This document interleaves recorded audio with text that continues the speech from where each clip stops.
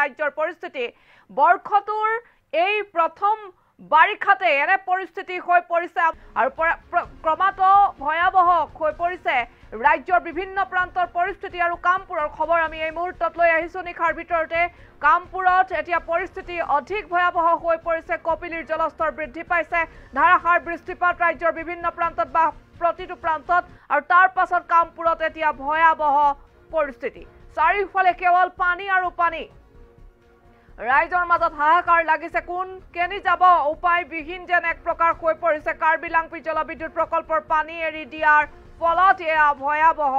বান থাকিবলৈ ঠাই নাইকিয়া অৱস্থা হৈছে সেই প্ৰান্তৰ লোকসকলৰ কচুৱাৰ লংজাপ জুৰিৰ পাৰ শিঙিমাৰীৰ ভয়ংকৰ পৰিস্থিতি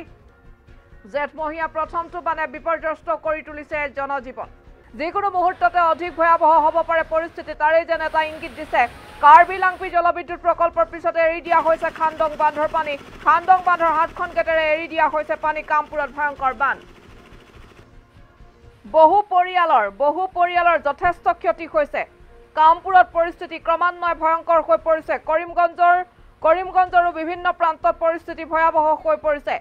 আৰু বছৰটো প্ৰথমটো বানে এক প্ৰকাৰ প্লাবিত কৰি পেলাইছে কামপুৰ ৰাজহ চক্ৰৰ অন্তৰ্গত কেইবাটাও অঞ্চল কাৰ্বি লাংপি জলবিদ্যুৎ প্ৰকল্পই পানী এৰি দিছিল সেই খবৰ ইতিমধ্যে আপোনালোকে গম পাইছিল তাৰ পাছত চিতলমাৰী অঞ্চলৰ শতাধিক পৰিয়ালৰ বাসগৃহত পানী সোমোৱাত এতিয়া পৰিয়ালৰ লোকসকলৰ মাজত বা সেই পৰিয়ালকেইটাৰ মাজত হাহাকাৰ লাগিছে এয়া আপোনালোকে দেখিছে চাৰিওফালে পানী আৰু কেৱল পানী